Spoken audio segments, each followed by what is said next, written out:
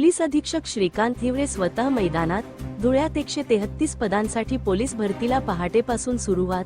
धुळे जिल्हा पोलीस दलातील रिक्त असलेल्या 133 पदांसाठी आजपासून पोलीस मैदानावर भरती प्रक्रियेला मोठ्या उत्साहात सुरुवात झाली आहे. पोलीस अधीक्षक श्रीकांत हिवरे यांच्या प्रत्यक्ष उपस्थितीत आणि कडक नियोजनाखाली पहाटे 5 वाजेपासूनच या प्रक्रियेला प्रारंभ झाला.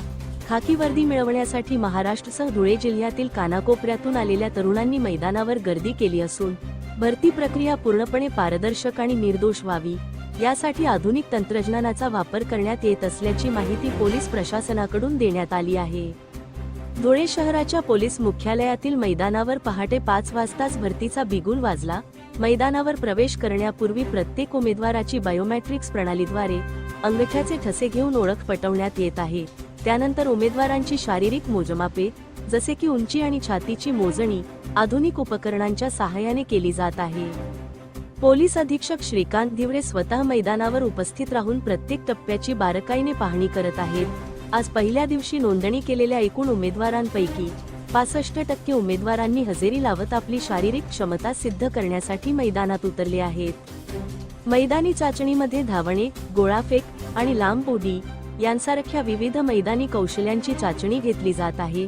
विशेष म्हणजे या प्रक्रियेत कुठेही मानवी हस्तक्षेप किंवा वशिलेबाजीला जागा राहू नये यासाठी संपूर्ण मैदान सीसीटीव्ही कॅमेऱ्यांच्या निगराणीखाली ठेवण्यात आले असून प्रत्येक इव्हेंटची स्वतंत्र व्हिडिओग्राफी करण्यात येत आहे. ही भरती प्रक्रिया 23 फेब्रुवारीपर्यंत चालणार असून गुणवत्तेच्या जोरावरच पात्र उमेदवारांची निवड केली जाणार असल्याचा विश्वास पोलीस अधीक्षक श्रीकांत हिवरे यांनी व्यक्त केला आहे. धुळे क्राईम न्यूज साठी अब्दुल रहमान मलिक, धुळे. धुळे जिल्ह्यामध्ये 133 पदांसाठी आजपासून आपण मैदानी चाचणी परीक्षा सुरू केलेली आहे. साधारणतः 23 तारखेपर्यंत ही मैदानी चाचणी परीक्षा चालणार आहे. आज साधारणतः 65% उमेदवारांनी आपल्याकडे नोंदणी केलेली आहे. सगळ्यात पहिले आपण बायोमेट्रिक्स घेत आहोत, त्यांचे फिंगरप्रिंट्स घेत आहोत. त्याच्यानंतर हाईट, चेस्ट आणि मग इंडिव्हिज्युअल इव्हेंट्स आपण सुरू केलेले आहेत. सर्व ठिकाणी CCTV लावण्यात आलेले आहेत. त्याचप्रमाणे व्हिडिओग्राफी देखील आपण करत आहोत जेणेकरून पारदर्शकता मेंटेन राहील.